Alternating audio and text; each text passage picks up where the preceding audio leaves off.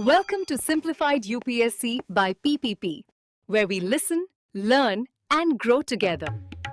Detailed notes in English and Hindi, plus practice questions for prelims and mains, only on our Telegram channel.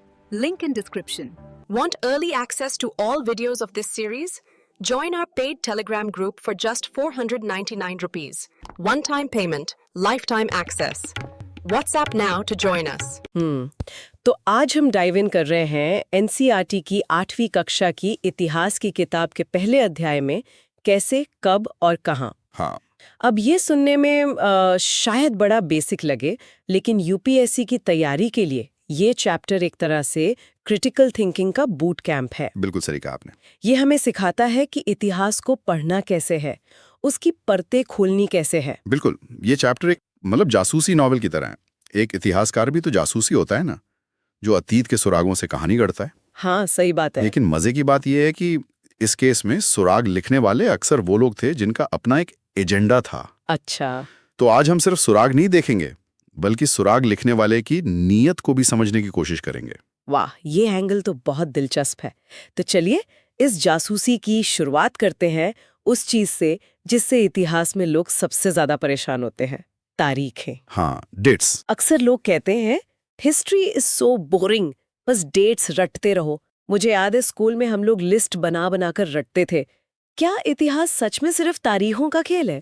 ये एक बहुत ही common misconception है। हाँ, एक जमाना था जब इतिहास का मतलब था राजाओं और उनकी लड़ाइयों की कहानी। हाँ बिल्कुल। उस दौर में तारीखें बहुत जरूरी थीं। किस राजा की ताजपोशी कब हुई, कौन सी लड़ाई किस दिन लड़ी गई, इतिहासकार इसी पर बहस करते थे। राइट। लेकिन अब इतिहास का दायरा बहुत बड़ा हो गया है। अब हम समाज में आम लोगों के जीवन में आए बदलावों को समझने की कोशिश करते हैं। जैसे इस चैप्टर में चाय का उदाहरण दिया है, वो मुझे बहुत मजेदार लगा। हाँ, बहुत अच्छा उदाहरण है वो। कि भारत में लोगों ने किसी एक सुबह उठकर अचानक से चाय पीना शुरू नहीं कर दिया। It was a gradual process. बिल्कुल। उसका स्वाद धीरे धीरे लोगों की जबान पर चढ़ा, तो आप उसकी कोई एक तारीख तय नहीं कर सकते। एग्जैक्टली। और यही बात बड़ी प्रक्रियाओं पर भी लागू होती है। हम ये नहीं कह सकते कि भारत में ब्रिटिश राज फला तारीख को स्थापित हुआ। हाँ, या राष्ट्रवाद की भावना किसी एक दिन पैदा हो गई। सही। ये चीजें दशकों में फैली हुई थीं। इसलिए इतिहासकार अब एक तारीख के बजाय एक अवधि या पीरियड की बात करते हैं कि लगभग इस समय के दौरान ये बदलाव हुए। ठीक है, तो अगर चाय पीने की कोई एक तारीख नहीं हो सकती, तो फिर इतिहास की किताबों में तारीखें भरी क्यों होती हैं? What makes one date more important than another? ये तो कॉन्ट्रडिक्टरी लगता है। नहीं, ये कॉन्ट्रडिक्टरी नहीं है, बस पर्सपेक्टिव की बात है। तारीखें, आप समझिए, एक कहानी को बुनने के लिए एंकर्स या खूंटियों की तरह काम करती हैं। अच्छा। हम कुछ खास घटनाओं को चुनते हैं और उनके इर्द गिर्द कहानी बुनते हैं। जैसे ब्रिटिश इतिहासकारों ने भारत में अपने गवर्नर्स जनरल के इर्द गिर्द इतिहास लिखा। हाँ, चैप्टर में इसका जिक्र है। पहला गवर्नर जनरल वॉरेन हेस्टिंग्स से लेकर आखिरी वाइसरॉय लॉर्ड माउंटबैटन तक। बिल्कुल। पूरी कहानी बस इन्हीं लोगों के आसपास घूमती थी। उनकी नीतियां, उनके काम, उनकी सफलता असफलता, ऐसा लगता था जैसे भारत में और कुछ हो ही नहीं रहा था। और यहीं पर बायस पक्षपात आता है। जब आप अपने गवर्नर्स जनरल को कहानी का हीरो बनाते हैं, तो बाकी सब बैकग्राउंड कैरेक्टर्स बन जाते हैं। एग्जैक्टली। आप कहानी का फ्रेमवर्क ही ऐसा सेट कर देते हैं। इस इतिहास में भारतीय समाज के किसानों, मजदूरों, आदिवासियों, व्यापारियों, उनकी जिंदगी के लिए कोई जगह ही नहीं थी। उनकी अपनी एक अलग कहानी चल रही थी, लेकिन उस पर किसी ने रोशनी ही नहीं डाली। बिल्कुल। मतलब कौन सी तारीख महत्वपूर्ण है, ये इस बात पर निर्भर करता है कि आप कहानी किसकी सुना रहे हैं। So the choice of a date, it is an act of power. हाँ। आप ये तय कर रहे हैं कि क्या याद रखा जाएगा और क्या भुला दिया जाएगा। वाओ, मैंने कभी तारीखों के बारे में इस तरह से नहीं सोचा था। और यही क्रिटिकल पर्सपेक्टिव यूपीएससी की मेंस परीक्षा में बहुत काम आता है। जब आप किसी घटना का विश्लेषण करते हैं, तो आपको ये देखना होता है कि उसे किस नजरिए से प्रस्तुत किया गया है। चलिए इसी नजरिए की बात को आगे बढ़ाते हैं। कहानी सुनाने का एक और तरीका है समय को बड़े बड़े हिस्सों में बांटना, जिसे कहते हैं पीरियडाइजेशन। हाँ। और यहाँ पर जेम्स मिल का नाम सामने आता है, एक स्कॉटिश अर्थशास्त्री। उनकी 1817 की किताब a history of British India, उसने तो जैसे पूरा नैरेटिव ही सेट कर दिया। हाँ, और वो एक बहुत ही प्रॉब्लमैटिक नैरेटिव था। मिल ने भारतीय इतिहास को 3 कालों में बांटा: हिंदू, मुस्लिम और ब्रिटिश। और ये वर्गीकरण दशकों तक बहुत प्रभावशाली रहा। बहुत। आज भी कई लोग अनजाने में इसी तरह सोचते हैं। हाँ, और मुझे लगता है कि सबसे बड़ी समस्या तो इसके नाम में ही है, हिंदू काल या मुस्लिम काल। बिल्कुल। ऐसे बस एक entire era was defined just by the rulers religion. क्या उस दौर में जैन, बौद्ध, सिख या बाकी धर्मों के लोग नहीं रहते थे? सही सवाल है। ये तो ऐसा है जैसे आम आदमी की संस्कृति, उसकी आस्था, उसकी जिंदगी का कोई मतलब ही नहीं था। Exactly, you hit on the first major problem. और ये तो बस सतह की बात है। अच्छा। इससे भी गहरी और खतरनाक समस्या थी मिल की अपनी सोच, उसका अपना एजेंडा। मिल का मानना था कि सारे एशियाई समाज सभ्यता के पैमाने पर यूरोप से बहुत पीछे हैं। मतलब अ कंप्लीटली बायस्ड टेक था। बिल्कुल। उसकी राय में अंग्रेजों के आने से पहले भारत में धार्मिक कट्टरता, जातीय बंधन और अंधविश्वास का राज था। एक अंधकार का युग। हाँ, एक अंधकार का युग। मिल को लगता था कि ब्रिटिश शासन ही भारत को सभ्य बना सकता है, उसे प्रगति के रास्ते पर ला सकता है, और इसके लिए भारतीय तौर तरीकों, कला और कानूनों को बदलना जरूरी था। और ये सिर्फ एक एकेडमिक बात नहीं है। इस सोच ने व्हाइट मैन्स बर्डन जैसी नीतियों को जन्म दिया है ना। हाँ, बिल्कुल। ये एक तरह से कॉलोनियल रूल के लिए जस्टिफिकेशन बन गया कि हम यहाँ तुम पर राज करने नहीं, तुम्हें सुधारने आए हैं। सही पकड़ा। ये नजरिया आज भी हमें पोस्ट कॉलोनियल स्टडीज में देखने को मिलता है कि कैसे एक ताकतवर देश दूसरे देश की कहानी को अपनी शर्तों पर लिखता है। अब इस धार्मिक वर्गीकरण से हटकर बाद के इतिहासकारों ने भारतीय इतिहास को प्राचीन, मध्यकालीन और आधुनिक में बांटा, एंशिएंट, मेडिवल और मॉडर्न। हाँ, ये सुनने में ज्यादा न्यूट्रल और साइंटिफिक लगता है। और ये तो हम आज भी इस्तेमाल करते हैं। हाँ, करते हैं। पर चैप्टर कहता है कि इसमें भी एक पेच है। इसमें भी है। ये वर्गीकरण पश्चिम से उधार लिया गया है, और पश्चिम में आधुनिक काल का मतलब था विज्ञान, तर्क, लोकतंत्र, आजादी और समानता का विकास। बिल्कुल। लेकिन क्या हम भारत में ब्रिटिश राज को आधुनिक कह सकते हैं? ये एक बहुत बड़ा सवाल है। उस दौर में भारतीयों के पास ना समानता थी, न स्वतंत्रता, न ही मुक्ति। सही। अर्थव्यवस्था भी अंग्रेजों के फायदे के लिए चल रही थी, भारत के विकास के लिए नहीं। तो जिस आधुनिकता की परिभाषा पश्चिम में थी, वो भारत के औपनिवेशिक काल पर लागू ही नहीं होती। इसीलिए कई इतिहासकार इस काल को आधुनिक कहने के बजाय औपनिवेशिक या कॉलोनियल काल कहना पसंद करते हैं। बिल्कुल सही।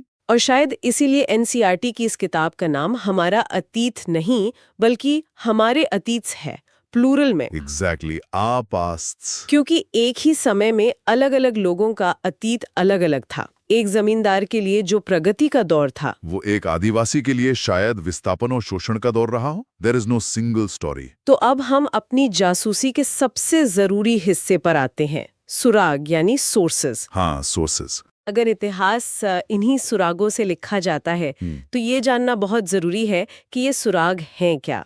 चैप्टर कहता है कि अंग्रेज लिखने पढ़ने के काम को लेकर बहुत सीरियस थे। बहुत। They were obsessed with documentation। हाँ, उनका मानना था कि हर निर्देश, हर योजना, हर नीतिगत फैसले को साफ साफ लिखना जरूरी है। हाँ, और इससे एक एडमिनिस्ट्रेटिव कल्चर पैदा हुआ। हाँ, आज भी आप सरकारी दफ्तरों में नोटिंग और रिपोर्ट की जो संस्कृति देखते हैं, वो काफी हद तक वहीं से आई है। बिल्कुल। और इन दस्तावेजों को सहेजने के लिए उन्होंने बाकायदा रिकॉर्ड रूम्स, अभिलेखागार मतलब आर्काइव्स और संग्रहालय बनाए, म्यूजियम्स। हाँ। हाँ, यहाँ एक बहुत दिलचस्प फैक्ट दिया गया है। जब नई दिल्ली बन रही थी तो नेशनल म्यूजियम और नेशनल आर्काइव्स ऑफ इंडिया दोनों को वायसरॉय के महल के पास बनाया गया। ये कोई इत्तेफाक नहीं था, it was a strategic placement. अच्छा। हाँ, इसका मतलब है कि जानकारी और दस्तावेजों को नियंत्रित करना भी शासन करने का एक तरीका था। It was a tool of power, just like the army. सत्ता के केंद्र के ठीक बगल में सूचना का केंद्र। वाह! ये दिखाता है कि उनके लिए ये संस्थान कितने महत्वपूर्ण थे। इन दस्तावेजों के अलावा एक और चीज पर अंग्रेजों ने बहुत जोर दिया, सर्वेक्षण, सर्वेस। बिल्कुल। 19वीं सदी की शुरुआत तक उन्होंने पूरे देश का नक्शा तैयार करने के लिए बड़े बड़े सर्वेक्षण करवाए। गांवों में राजस्व सर्वेक्षण हुए। जरा सोचिए, एक ब्रिटिश अफसर किसी गांव में जाकर वहां की मिट्टी की क्वालिटी, वहां उगने वाले पेड़ पौधे, जीव जंतु और फसलों के पैटर्न को बड़ी बारीकी से नोट कर रहा है। और ये सब सिर्फ ज्ञान इकट्ठा करने के लिए नहीं हो रहा था, है ना? कतई नहीं। Imagine that official meticulously noting down that a particular village has 200 mango trees and black soil suitable for cotton. Okay. This data directly determined how much tax that village would पे। एक एक पेड़ गिना जा रहा था ताकि ज्यादा से ज्यादा लगान वसूला जा सके। मतलब हर सर्वे, हर नक्शा, हर जनगणना, ये सब शासन को और मजबूत और प्रभावी बनाने के टूल्स थे। तो हमारे पास इन ऑफिशियल रिकॉर्ड्स का एक पहाड़ है। रिपोर्ट, सर्वे, जनगणना के आंकड़े, चिट्ठियां। एक इतिहासकार के लिए तो ये सोने की खान जैसा है। हाँ है तो। लेकिन यहीं पर हमारी जासूसी कहानी में एक ट्विस्ट आता है। ये सारे सुराग प्रशासन ने लिखे हैं।